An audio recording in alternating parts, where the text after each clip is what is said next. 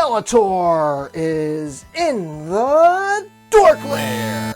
Welcome to another DorkLair action figure review. Today I'm taking a look at the Mondo 1/6 scale Skeletor. This is the second release in the line. It was preceded by He-Man, which I did review, and I do love very much. I think that figure is phenomenal. I'm really digging this line. I'm not even that huge of a Masters of the Universe fan, but this action figure line is really cool. And I think this Skeletor is going to bring some people in who may have skipped He-Man because, man, this thing is awesome.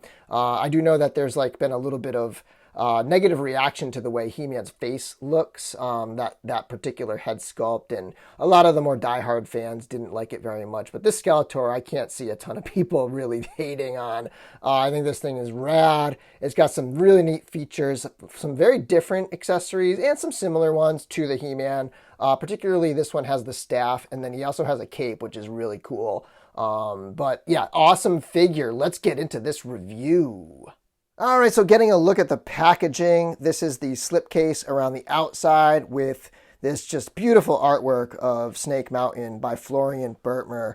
And it wraps all the way around, and it's just gorgeous. All of the art throughout the box is amazing. And this goes along really well with the Castle Grayskull that He-Man came with. And then if you pull the slipcase up, you'll see more of that artwork. And you got this sort of cross logo on the front with artwork of Skeletor, and then the same picture on the back, but full color, beautiful, bright, vibrant colors, Masters of the Universe style. And then this has a magnetic case that you can sort of open up, and inside it's got a a coat of arms and a little description of Skeletor's biography. And then over here, you've got a window box. He's obviously not in the box now, but just a beautiful presentation, awesome packaging, and I'm going to display this right behind the figure. All right, so a nice close-up here of old Skullface, and the sculpt work and paint and details on this figure are excellent. I really love the look of this guy.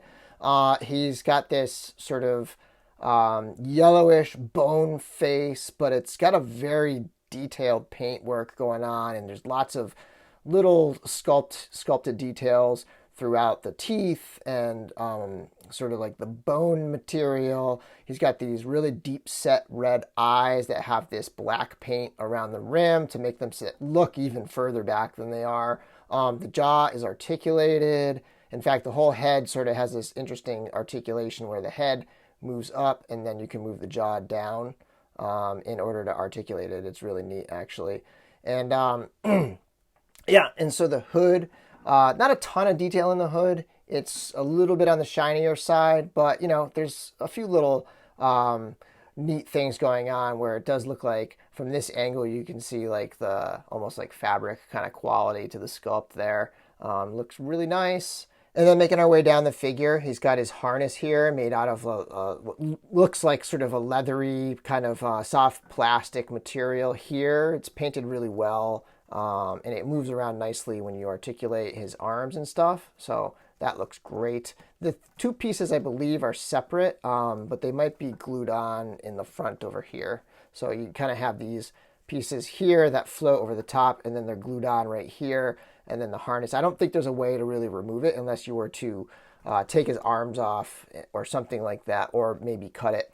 But you have these bone pieces glued in here, and then sort of a translucent gemstone on the front. Lots of really great weathering. This almost looks like stone or something like that on the front here. Really neat stuff. Just looks great. He's got these silver rivets throughout.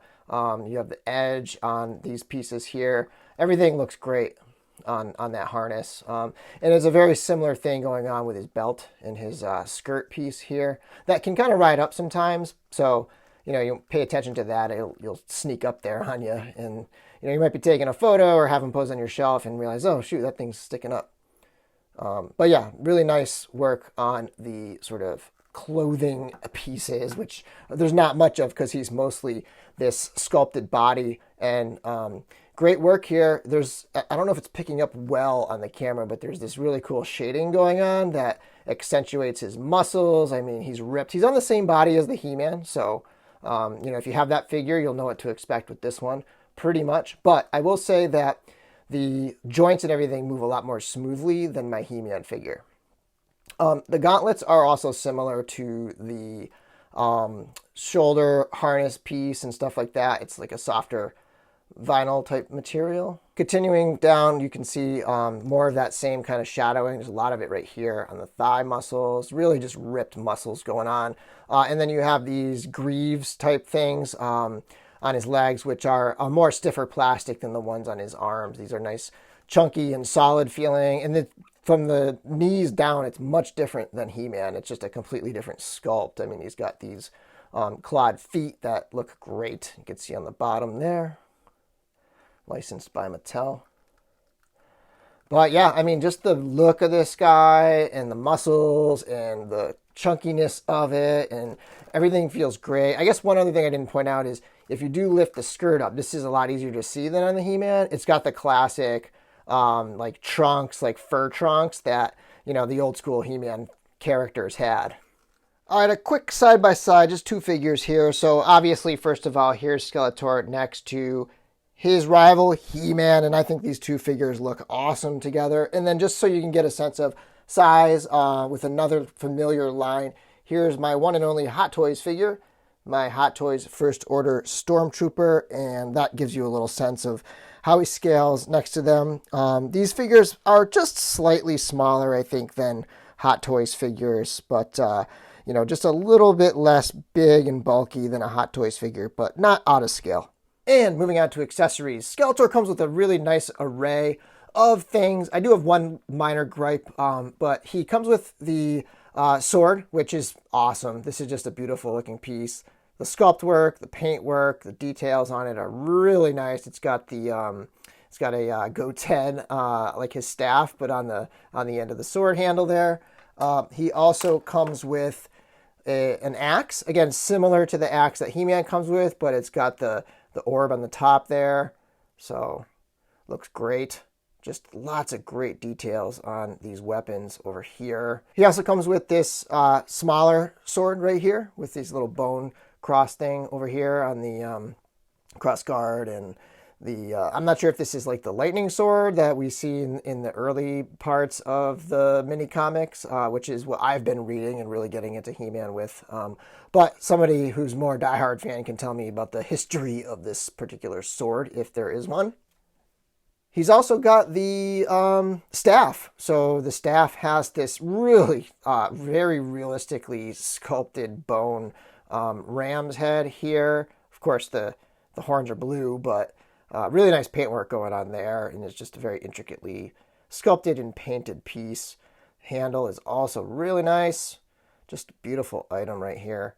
Can be a little tricky getting him to hold it up because his shoulder rotation is a little bit loose, and so he can't necessarily like hold it out in front of him naturally, so you got to kind of trick it into that position, but it's a pretty heavy piece. He also comes with this cape that's got a really nice chain right here. And then it's got a nice V in the back so that it can open up and down. When you put it on its back, you can still put the sword on there. So it's purple on the inside, and then it's black on the outside. So let me just throw it on him so you can get a better look at how it looks. And as far as I know, it just sort of rests on there like this with the chain around his neck. And you know, you can kind of drape it around and have the black showing, or you can sort of fold it over and show the purple side of it. Yeah, and so the cape, it looks great. It's a nice thick piece.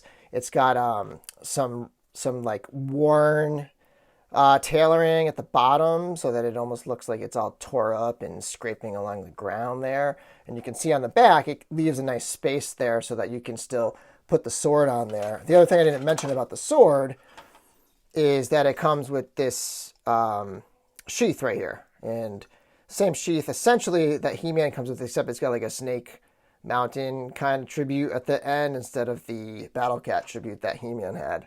And then so the sword goes in there. It's nice, soft. It feels like it's lined with like velvet or something like that. And then these clips can allow you to clip it onto his back like that. So it's nice that the cape leaves that open.